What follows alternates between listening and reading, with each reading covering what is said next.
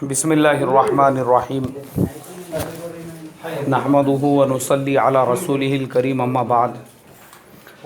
सबसे पहले तो हमने अल्लाह तबारक व ताला का शुक्र अदा करना चाहिए कि अल्लाह तबारक व ताला ने हज के मुबारक और मुक़द्दस सफ़र के लिए कबूल फ़रमाया।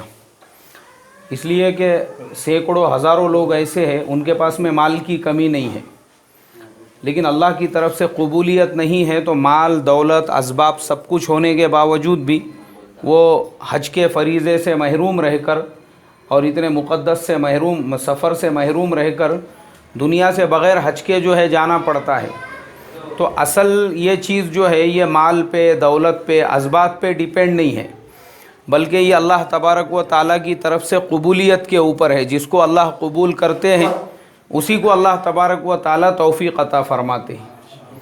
अब इसमें कुछ अहम चीज़ें, चूँकि हम हज के मुक़द्दस सफ़र पे जा रहे हैं तो कुछ अहम चीज़ें जिनके ऊपर जिनको हमने अमल में लाना ये बहुत ज़रूरी है। सबसे पहले तो हमारी नीयत दुरुस्त हो, हमारी नीयत खालिसतन सिर्फ़ ये हो कि अल्लाह की रज़ा के लिए, अल्लाह की खुशनुदी के लिए, अल्लाह को खुश करने के लिए जो है और अल्लाह तबारक व ताला का हुक्म है उसको पूरा करने के लिए हम हज का सफ़र कर रहे हैं।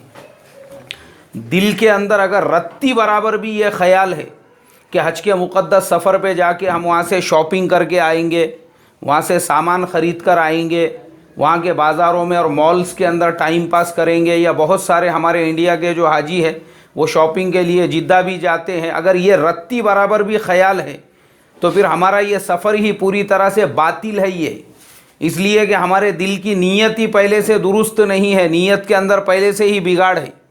तो सबसे पहले तो नीयत दुरुस्त होना चाहिए कि जाना है तो सिर्फ़ और सिर्फ अल्लाह की रज़ा और उसकी खुशनुदी के लिए, और ये नीयत के साथ में अगर सफ़र करेंगे ना तो एक कदम चलने के ऊपर अल्लाह तबारक व ताला जो 7 लाख नेकियां हैं वो इस सफ़र के अंदर भी आपको मिलेंगी। 1 रुपया ख़र्च करने के ऊपर अल्लाह उतना ही सवाब अता फ़रमाएंगे। तो अब जो सफ़र पे हम निकल रहे हैं सबसे पहले तो हमारी नीयत दुरुस्त हो, खालिस अल्लाह के लिए ये सफ़र पे जाना है। और ये भी नीयत नहीं होना चाहिए कि हज से आने के बाद में लोग मुझे हाजी साहब कहे या मुझे हजानी साहिबा कहे, बल्कि ये भी अपनी नीयत हो कि भाई मैं तो सिर्फ़ एक फ़रीज़ा अदा करने के लिए जा रहा हूँ, उससे कोई दुनियावी मेरा जो है फ़ायदा और मफाद और मेरी कोई गरज जो है वो वाबस्ता नहीं है। ये नीयत के साथ में अगर हम सफ़र करेंगे ना तो मारिफत का नूर अल्लाह तबारक व ताला अता फ़रमाएंगे जो हमको ख़ुद वहाँ पे जाने के बाद में महसूस होगा। नीयतों के दुरुस्त होने पर जो चीज़ें अल्लाह अता फ़रमाते हैं वो ज़ुबान से बोलने जैसी नहीं है, और नीयतों के बिगाड़ की वजह से जो है फिर वो कुछ भी हासिल नहीं होता सिवाय जाके आने के और तकलीफ़ उठाने के। तो नीयत हमारी पहले से ये दुरुस्त हो, खालिस अल्लाह की रज़ा और खुशनुदी के लिए ये सफ़र हमारा हो रहा है। और माशाअल्लाह उसकी तैयारी में हम अपने घर पे लग जावे, रोज़ाना 2 रकात जो है सलातुत तौबा पढ़ कर अल्लाह से अपने गुनाहों की माफ़ी चाहे कि अय अल्लाह मैं इतना गुनहगार हूँ, उसके बावजूद तूने मुझे इसके लिए कबूल किया तो मेरे सारे गुनाहों को माफ़ कर दे। 2 रकात शुक्राना हम पढ़े, अय अल्लाह तेरा करम हुआ, एहसान हुआ, फ़ज़ल हुआ कि तूने इस सफ़र के लिए मुझे कबूल किया, ये तेरा करोड़ों दर्जे शुक्र है। और 2 रकात सलातुल हाजत पढ़े कि अय अल्लाह वहाँ के जितने भी अरकान है, सफ़र है वग़ैरह वग़ैरह है, उसके अंदर तू हमारे लिए सहूलत पैदा फरमा, आसानी पैदा फरमा। ये हम अल्लाह से मांगे। और हमारे बड़े जैसा फरमाते हैं कि हम सदक़ा भी करते रहे थोड़ा सा, क्योंकि जो आफ़तें हैं, बलाएँ हैं, मुसीबतें हैं, अल्लाह उनको भी दफ़ा फरमा देते हैं और सहूलतों और आसानियों का मुआमला फ़रमाते हैं। और फिर जब हमारा सफ़र शुरू हो रहा है, अब जो सफ़र के मसाइल है, सारी चीज़ें हैं, वो तो माशाअल्लाह अपने साथ में कोई किताब ये रखना ज़रूरी है, या अगर उलामा की रहबरी में हम सफ़र कर रहे हैं तो बहुत अच्छी बात है, लेकिन यहाँ से हम पूरी चीज़ें सीख कर जाए। इसलिए कि होता ये है हमारे हिंदुस्तान के जो हाजी है वो लाखों रुपये ख़र्च करके जाते हैं, वहाँ पे अरकान पता नहीं, वाजिबात पता नहीं है, और जो हज के फ़राइज़ है वो नहीं मालूम है, वो छोड़ के जो है लोग उनको मालूम ही नहीं है तवाफ़ ज़ियारत जो है वो रुकन है हज का, उससे पहले ही मीना से अपने बिल्डिंग पे चले जा रहे हैं। क्यों? बहुत थक गए बोले यार मीना के अंदर। ऐसे बहुत सारे मसाइल है बड़े बड़े, वो नहीं मालूम होने की वजह से ही हमने अपनी आंखों से देखे। हमारे जो हिंदुस्तान के हाजी वो पत्थर मारने को ही नहीं जा रहे वहाँ पे, क्यों? बहुत रश है, बोले बहुत दूर है, वो मीना में अपने को दूर जगह मिल गई भी है। तो मसला ये है, ये सारी चीज़ें हम सीख कर जाए, क्योंकि हज के जो 5 दिन है वो 5 दिन सबसे ज़्यादा अहमियत रखते हैं। वो 5 दिन में पहले दिन, दूसरे दिन, तीसरे दिन, ये चीज़ों में उसमें हमने क्या करना चाहिए। तो उलामा की रहबरी अगर हमको है बहुत अच्छी बात है, और नहीं है तो हम यहाँ से पूरी चीज़ें वो सीख कर वहाँ का सफ़र करें। और सफ़र के दरमियान में एक चीज़ जो है ना, एक चीज़ जो तजुर्बे की बुनियाद पे मैं कह रहा हूँ, वो ये ख़ास तौर पे मैंने देखा हूँ, हमारे हिंदुस्तानी हाजी जो है अगर एक चीज़ पे अमल करेंगे तो आपके पूरे अरकान और पूरा सफ़र वो इंशाअल्लाह इत्मीनान बख्श रहेगा। और वो एक चीज़ ये है कि किसी भी चीज़ में और किसी भी अम्र के अंदर गड़बड़ नहीं करने का, मतलब सब्र के साथ में काम करने का। जैसे मिसाल के तौर पर यहाँ से प्लेन के अंदर जो है बैठ रहे हैं, तो बैठने देने का दूसरों को, आराम से इत्मीनान से चढ़ने का, क्योंकि जब तक आप प्लेन में सवार नहीं होंगे प्लेन आपको छोड़ के जाने वाला नहीं है। मगर मैंने देखा हमारे यहाँ के बहुत सारे लोग जो है पहली मर्तबा वो प्लेन में सफ़र कर रहे हैं, उनको तजुर्बा ही नहीं है प्लेन में कैसे सफ़र करते हैं। वो प्लेन में भी जगह पकड़ रहे, ऐसा रुमाल फेंक रहा है एक उधर, दूसरा बोल रहा वहाँ मेरी जगह पकड़, बोले बैठने मत दे दूसरे को, तीसरे को। अब वो प्लेन के अंदर बाज़ाब्ता आपके टिकट पे लिखा हुआ है जिसको जो सीट है वहीं पे बैठना है। मगर मसला क्या होता, अगर कमेटी से जा रहे तो पूरा प्लेन हाजियों का ही रहता, टूर से भी जा रहे तो टूर वाले के अगर 200-250 मेंबर है तो पूरा प्लेन उसी का रहता, एक ही टूर वाले का, ऐसा भी होता। तो उनको लगता कि भाई पूरे अपने ही लोग हैं, तो फिर जहाँ जिसको जगह मिल रही, वैसा नहीं। तो गड़बड़ जो करते ना हाजी, वो गड़बड़ नहीं करना चाहिए। फिर उतरने में गड़बड़ वहाँ पे कि पता नहीं मेरे को उतरने मिलता कि नहीं, क्या मालूम, क्या प्लेन वापस लेके आ जाता बम्बई को। फिर उतरने के अंदर गड़बड़, और गड़बड़ के बाद में वहाँ जिद्दा एयरपोर्ट के ऊपर जब उतरते हैं, वहाँ से जब बसों में सवार होते, हालांकि एहराम की हालत में है, मस्तूरात भी एहराम में रहेंगी, मर्द भी एहराम के अंदर रहेंगे, मगर एहराम में होते हुए भी फिर बसों में बैठने की गड़बड़। हालांकि सऊदी गवर्नमेंट का ये कानून है कि जो बस है यानी उसमें खड़े रह के कोई सफ़र नहीं कर सकता है, हर एक के लिए सीट। और दूसरी चीज़ अभी नया उन्होंने कानून ये भी ये किए कि जो भी हाजी रहेगा, हर हाजी के लिए मतलब वहाँ पे रहने वगैरह का एकदम अच्छे से अच्छा इंतज़ाम, चाहे टूर वाला हो या कमेटी वाला हो, उन्होंने करना चाहिए ऐसे ही बस के अंदर। तो मेरी ये ख़ास तौर पे हमारी माँ बहनों से भी दरख्वास्त है और मर्द हजरात से भी यही दरख्वास्त है कि ये चीज़ अपने घर से निकलते ही हमने तय कर लेना, भाई मेरे को किसी भी अमर में क्या नहीं करने का है, गड़बड़ नहीं करने का। फिर हज के जो 5 दिन रहते वहाँ पे भी गड़बड़ नहीं। मीना में लोग जो गड़बड़ करते वहाँ पे किसी भी काम के लिए, फिर वो शैतान को कंकरियाँ मारने में, तो उसमें अक्सर ऐसा होता। 2-3 साल पहले 700 से ज़्यादा लोग जो है दब के मर गए थे, वही शैतान को कंकरियाँ मारने के इसमें। क्यों? सिर्फ गड़बड़ की वजह से। हर एक ये सोचता कि सुबह जैसे ही सूरज निकले मैं फ़ौरन कंकरी मार के कुर्बानी करने के लिए चले जाऊं। अब जब हर एक को गड़बड़, तो सामने वाले वो गिर गए नीचे, पीछे 1 किलोमीटर तक लोग रहते, उनको मालूम ही नहीं है आगे क्या हो रहा। तो उनको ऐसा लगता अपने को आगे बढ़ने का है, और आगे तो कई सफ़े जो है वो गिर गई नीचे। अब पीछे आने वाले उनको खुंदल के कहाँ बढ़ रहे हैं, आगे बढ़ रहे हैं। ऐसे हादसे वहाँ पे होते हैं। तो सब्र के साथ, आराम के साथ, इत्मीनान के साथ हम सारे अरकान ये करें। और चूँकि अल्हम्दुलिल्लाह हमारी निस्बत दावत की मुबारक मेहनत के साथ में है, तो हमारे जो मर्द हजरात हैं, हमारे निज़ामुद्दीन के पूरे अकाबिर वहाँ पे पहुँचते हैं। अभी तो हमारे हज़रत जी मौलाना साद साहब जो हैं ऑलरेडी वहाँ पे पहुँचे हुए हैं। उनके अलावा पूरे आलम के जो काम करने वाले हैं, वो मक्कतुल मुकर्रमा एक ऐसी जगह है, हज का मौका एक ऐसी जगह है, इंशाअल्लाह आपको पूरे आलम के काम करने वालों की ज़ियारत करने का और पूरे आलम के काम करने वालों से मिलने का और पूरे आलम के जो है इनसे जो है मुलाकात करने का मौका मिलेगा। मक्कतुल मुकर्रमा के अंदर मदरसा है अपने हिंदुस्तान वालों का ही। तो वो जो मदरसा है वो एरिया का नाम बंगाली बाज़ार है मेरे ख़्याल से, जहाँ पे मदरसा है।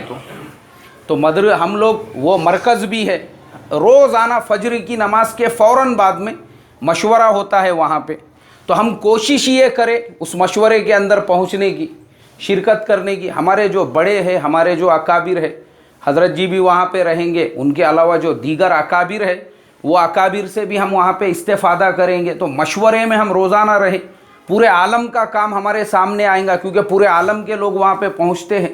پھر مینا میں بھی جب ہم رہیں گے تو یہ چیز یاد رکھے کہ بھائی کیونکہ مجلسیں وہاں پہ مینا میں بھی ہوتی، حضرت جی کی مجلس مینا میں کہاں پر ہے پہلے ہی دن ہم معلوم کر لیں، چونکہ آپ کو 5 دن رہنا ہے مینا میں، تو 5 دن آپ ان سے استفادہ کر سکتے ہیں۔ مینا کا جو آپ کا وقت ہے، بجائے غیبتوں کے، بجائے چغلیوں کے، بجائے ایران توران کی باتوں کے، بجائے بلا وجہ کی باتوں کے، آپ کا مینا کا وقت کائے میں لگے گا بھائی؟ دین کے امور کے اندر لگے گا، اپنے بڑوں کی مجلسوں میں بیٹھنے میں۔ کیونکہ میں نے دیکھا مینا میں خالی وہاں بیٹھنا ہی ہے مینا کے اندر وقت، تو ایران توران کی باتیں چل رہی ہے، میرا فلانی جگہ پہ 25 ایکڑ کا موسمبی کا ملہ ہے، وہ فلانی جگہ پہ تو انار کا ملہ تھا بیچ دیا، بولے میں نے یار وہاں پانی نہیں آ رہا تھا۔ یہ مینا میں چل رہی ہے باتیں، اور پھر اس کے بعد میں جو ہے وہاں پہ سودے ہو رہے ہیں اور لین دین کی باتیں ہو رہی ہے، احرام کی حالت میں ہے ماشاءاللہ، اور یہ ساری باتیں، عورتوں کے جھگڑے بھی چل رہے اس کے اندر، چلا پکار بھی چل رہا ان کا اس کے اندر ہی، وہیں پہ جو ہے مسائل۔ یہ ساری چیزیں ہم نے نہیں رکھنا۔ مینا کا جو ہمارا وقت ہے، ہم احرام کی حالت میں ہیں، ویسی حالت کے اندر ہمارا وقت ذکر کے اندر، اللہ کی یاد میں، استغفار میں، اور وہ جو کتابوں کے اندر دعائیں وغیرہ ہے اس اعتبار سے۔ اور یہ اگر ہمارا وقت یہ مجلسوں میں لگے گا ہمارے بڑوں کی، تو میں تو سمجھتا ہوں کہ آپ کو آپ کے حج کے سفر میں ڈبل بینیفٹ مل رہا ہے، آپ کو اور زیادہ فائدہ آپ حاصل کر رہے ہیں۔ ایک تو آپ کا حج کا بھی سفر ہو رہا ہے، اور مینا کے جیسی جگہ پہ آپ کو کس کی باتیں سننے کے لیے مل رہی ہے بھائی؟ ہمارے بڑوں کی، ہمارے بزرگوں کی۔ پھر وہ وہاں بتاتے اپنے اپنے خیموں میں کیسی تعلیم کرنے کا ہے، اپنے اپنے خیموں میں لوگوں کو کیسے جوڑنے کا ہے، وہاں پہ کیسی محنت کرنے کا ہے۔ تو یہ ساری چیزیں وہ یہ سفر کے اندر ہمارے سامنے آتی ہے۔ تو اس طریقے سے اپنا جو حج کا پورا سفر ہے، وہ سفر کو ہم عبادتوں والا سفر بنائیں، اور وہاں پہ بھی جب رہیں گے تو پھر میں اور وہی چیز پہ آؤں گا اپنی، کہ وہاں پہ رہنے کے بعد دنیا کی چیزوں سے متاثر نہیں ہونے کا، وہاں پہ کہ یہاں کی کاریں دیکھو کیسی ہے، یہاں کے مکانات دیکھو کیسے ہے، یہاں کے بنگلوں دیکھو کیسے ہے، یہاں کی عمارتیں دیکھو کیسی ہے، یہ ساری چیزوں پہ مذاکرہ نہیں کرنے کا۔ اس لیے کہ وہاں جانے کا جو ہمارا مقصد ہے وہ ہے اللہ تبارک و تعالی کی جو معرفت ہے اپنے دل میں پیدا کرنے کے لیے۔ اگر اللہ کے گھر پہ حاضری کے بعد میں بھی غیر اللہ اگر وہاں پہ جانے کے بعد ہمارے دل میں بیٹھ رہا ہے تو کیا فائدہ ہے ہمارا وہاں تک سفر کر کے؟ اور میں نے دیکھا ہوں کہ عبادتوں سے زیادہ ہمارے ہندوستانی لوگوں کا دھیان اسی پہ رہتا۔ 10 ریال کا مال معلوم ہے کہ بولے تم کو 10 ریال کا؟ مولانا گئے تھے کیا تم؟ میں بولا نہیں یار مجھے معلوم، ٹھیک ہے میں ایڈریس لکھ کے دیتا، بولے تم کو جاؤ وہاں پہ، وہاں ہر چیز 10 ریال میں ملتی ہے۔ ایک پورے مکے کا سروے کر کے آ جا رہے ہو، 5 ریال کا مال کہاں پہ ہے، 10 ریال کا کام مدینہ میں کون سی چیز کہاں پہ ملتی۔ اللہ حفاظت فرمائے۔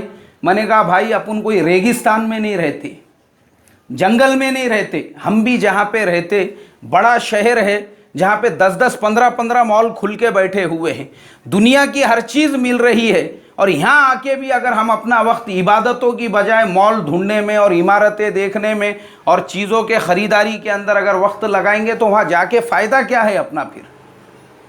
تو اس طریقے سے وہاں پہ جو مکۃ المکرمہ ہے وہاں پر بھی ہمارا ایک ترتیب ہم بنائیں عبادتوں کی اپنی، کہ وہاں پہ ہمارا وقت عبادتوں کے اندر کیسے گزرے مکۃ المکرمہ کے اندر۔ کہ مکۃ المکرمہ کے اندر جب ہم ہیں تو اگر ہماری بلڈنگ ایک دم حرم شریف کے قریب میں ہے تو تہجد کے وقت میں ہم پہنچ جائیں حرم شریف کے اندر، تہجد کے فوراً بعد میں وہاں فجر کی نماز ہوتی، اور فجر پڑھتے ہی واپس اپنے بلڈنگ میں آ کے آپ ظہر تک آرام کر سکتے ہیں، اور ماشاءاللہ آپ کا آرام وغیرہ ہو گیا، پھر ظہر کے نماز کے لیے آپ آ گئے، ظہر پڑھ کے چلے گئے، کھانے وغیرہ سے فارغ ہوئے، اس کے بعد تھوڑا سا آرام کیے، عصر کی نماز کے لیے ایک بار حرم میں آئے، اس کے بعد میں عشاء پڑھ کے ہی اپنے بلڈنگ میں واپس جانے کا، ایسی ترتیب بنانے کا۔ اور مان لو اگر آپ عزیزیہ میں ہے یا دور ہے وہاں سے، تو پھر اس کی ترتیب ایسی بنانے کا کہ اگر آپ کو موقع رہا یہاں پہ آنے کا حرم میں تو تہجد میں حرم میں آ جانے کا، اس لیے کہ وہاں پہ 24 گھنٹے بسیں چلتی ہے، عزیزیہ سے بھی 24 گھنٹے بس چالو ہے۔ آپ آئیے، بالکل حرم کے سامنے وہ چھوڑ دیتے ہیں نیچے، وہاں سے آ گئے حرم کے اندر، تہجد پڑھے، فجر پڑھ کے اپنی بلڈنگ میں واپس چلے جانے کا۔ پھر ظہر کی نماز آپ کے بلڈنگ کے بازو کی مسجد میں بھی پڑھ سکتے، وہیں قریب کی مسجد میں پڑھ لیے، آرام وغیرہ کیے، کھانا وغیرہ کھا کے پھر عصر کی نماز کے لیے ایک مرتبہ جو حرم میں آ گئے تو پھر عصر ہے، مغرب ہے اور عشاء ہے، پھر یہ نمازیں پڑھ کے آپ آرام سے حرم سے 24 گھنٹے بسیں چالو ہے وہاں پہ۔ تو ہم اپنے عبادتوں کی ایسی ترتیب بنائیں، اور پھر جب مدینہ منورہ پہنچے تو مدینہ منورہ کے اندر بھی عبادتوں کا ایسے ہی ہم اہتمام رکھیں جس طریقے سے مکۃ المکرمہ میں تھا، کیونکہ مدینہ میں تو ساری بلڈنگیں جو ہے وہ بالکل لگ کے ہے حرم کو، زیادہ دور دور نہیں ہے مدینہ منورہ کے اندر، سب اس کے اطراف میں ہی ہیں۔ زیادہ سے زیادہ کلو آدھا کلومیٹر چلنے کا اگر کسی کی دور رہی تو، ورنہ تو لگ کے ہی ہے مسجد نبوی کو، بالکل وہاں پہ قریب قریب میں ہے۔ تو وہاں تو آپ ہر نماز کے اندر، اور پہلے جو ہے رات کے وقت میں وہ بند کر دیتے تھے، ابھی ویسا کچھ نہیں ہے، 24 گھنٹے مسجد کھلی ہوئی ہے، 24 گھنٹے آپ مسجد کے اندر جا کے۔ تو ہم یہ جو سفر میں ہے حتی الامکان ہم یہ کوشش کریں کہ ہماری ہر نماز وہ تکبیر اولیٰ سے ہو۔ کیسے ہو بھائی؟ اللہ کے نبی کی وہ جو حدیث ہے فضائل نماز کے اندر، جس نے 40 دن تک تکبیر اولیٰ کے ساتھ میں نماز ادا کی، اس کو 2 انعامات دیتے ہیں، ایک تو نفاق سے بری ہونے کا، اور دوسرے جہنم سے برات کا۔ 2 پروانے اللہ کی طرف سے ایسے انسان کو۔ آپ سوچو، اب یہاں تو نہ یہاں کاروبار کا ٹینشن ہے، نہ دکان کا ٹینشن ہے، نہ گھر کا، کچھ نہیں ہے۔ آرام سے اگر آدمی ارادہ کرے کہ میرے 40 دن کی تکبیر اولیٰ میں فوت نہیں ہونے دوں گا، اور ثواب کتنا مل رہا ہے وہاں پہ مکۃ المکرمہ میں، ایک نماز کے اوپر آپ کو 1 لاکھ نمازوں کا ثواب مل رہا ہے۔ بھلے آپ عزیزیہ میں بھی اگر اپنی وہاں کی مسجد میں پڑھ رہے ہیں تو وہ بھی حدود حرم کے اندر آتی ہے، وہاں پہ بھی آپ کو اتنا ہی ثواب ملے گا۔ لیکن کوشش ہم کریں کہ ہماری تکبیر اولیٰ فوت نہ ہو، اور مدینہ منورہ میں جب ہم پہنچ رہے ہیں تو وہاں پہ بھی ہم تکبیر اولیٰ سے نماز ادا کریں، ہر نماز ہماری حرم میں ہو تکبیر اولیٰ سے، اور جتنی مرتبہ ہم کو زیادہ سے زیادہ موقع ملتا ہے ہم اللہ کے نبی صلی اللہ علیہ وسلم کے روضے پہ وہاں پہ سلام پڑھے۔ مدینہ میں بھی اگر ہم کو پتہ چلے بھئی دعوت کے امور کے لائن سے یہاں پہ کہاں مشورہ ہوتا ہے، وہاں پہ بھی اگر حضرت جی کی بات ہے یا ہمارے دوسرے کسی اکابر اور ذمہ دار کی بات ہے تو وہ وہاں کے بھی دعوت کے امور میں ہم شریک رہیں۔ اور تیسری جو چیز ہے، ایک چیز یہ بھی ہوتی ہے کہ ہم چاہے ٹور سے جا رہے ہو یا کمیٹی سے جا رہے ہو، کیونکہ ہمارے ساتھ میں الگ الگ مسلک کے، الگ الگ ذہن کے، الگ الگ خیالات کے ہوتے ہیں، لوگ ہوتے ہیں، اور اکثر ایسا ہوتا ہے مینا کے اندر ایک خیمے کے اندر وہ کم سے کم 50-100 لوگوں کو رکھیں گے، بلڈنگ کے اندر بھی ویسا ہی رہیں گا، ایک کمرے کے اندر 5-6 لوگ رہیں گے، پتہ نہیں ان میں کون کیسے خیالات کا ہے۔ تو ہمارے جو بڑے ہیں، خاص طور پہ ہمارے حضرت جی مولانا سعد صاحب، وہ اس بات کے اوپر بہت ہی شدت کے ساتھ میں زور دیتے ہیں کہ دیکھو دعوت کی یہ مبارک محنت کو جو ہے نا، کوئی جماعت، فرقہ اور نظریے کی شکل مت دو، یہ صرف ایک محنت ہے پوری امت کو سمیٹ کے لے کر چلنے کے لیے۔ دوسرے خیالات کے، دوسرے نظریات کے بھی اگر لوگ ہمارے ساتھ میں ہیں، ان کے ساتھ میں مسئلے مسائل میں الجھنے کا ہی نہیں، وہ جس پہ عمل کر رہے ہیں ان کو کرنے دینے کا، لیکن ہمارے جو دعوت کے اخلاق ہے وہ ان سے ان کو متاثر کرتے رہنے کا۔ ہم اگر اپنے دعوت کے اخلاق سے ان کو متاثر کرتے رہیں گے تو انشاءاللہ ایک وقت ایسا آئے گا واپسی سے پہلے اللہ تعالیٰ ان کے ذہن کو بدل دیں گا۔ اور اگر ہم ان کے ساتھ میں مناظرہ کر رہے یا مسائل میں، کیونکہ وہاں میں نے دیکھا ہوں مینا میں بھی جو ہے مناظرے کی مجلسیں لگی ہوئی رہی تھی، بلڈنگ میں بھی مناظرے چلتے رہتے وہاں پہ ذرا سے مسئلے کے اوپر۔ تو پیار محبت سے اور اکرام کے ساتھ میں سب کو سمیٹ کے لے کر چلے تو ماشاءاللہ بہت فائدہ ہوتا ہے۔ تو اس کے لیے آپ لوگوں سے بھی اور ہماری جو بہنیں بیٹھی ہوئی ہیں ان سے بھی میں درخواست کروں گا، پہلے اپنی نیتوں کو درست کرے، اس کے بعد میں روزانہ 2 رکعت پڑھ کے اللہ سے دعا کرے، اور پھر حج کا بھی جو سفر ہے وہ ایک دم آرام سے، اطمینان سے، بغیر گڑبڑ کے اپنے سفر کو پورا کرے، اور وہاں جانے کے بعد کا جو وقت ہے اس کو عبادتوں میں گزارنے کی فکر کرے، کوشش کرے، شاپنگ وغیرہ کے چکر میں بالکل نہ پڑے، کیونکہ جو چیزیں وہاں مل رہی ہے وہی چیزیں کہاں مل رہی ہے، यहाँ पे। हाँ, हदिया तोहफ़ा ये मना नहीं है लाने के लिए। रास्ते से आप जा रहे हैं मस्जिद से बिल्डिंग की तरफ, बहुत सारी दुकानें आपके सीधे दाएं बाएं जानिब लगी हुई रहती, वहाँ से भी आप ख़रीद सकते हैं, ला सकते हैं। उसके लिए स्पेशल सफ़र करके जिद्दा जाना या अपने वक्त को ज़ाय करना, बर्बाद करना, ये ज़रा थोड़ा सा मुनासिब नहीं लगता है। अल्लाह ताला इससे मेरी और आपकी हिफाजत फरमाए। और अल्लाह तबारक व ताला जो है हज के जो अहकाम हैं, जो अरकान हैं, जो मसाइल है, हमको अपने मुअतबर उलमा से सीख कर उसके ऊपर अमल की तौफीक अता फरमाएं। वाखिरु दावाना अनिल हम्दुलिल्लाहि रब्बिल आलमीन।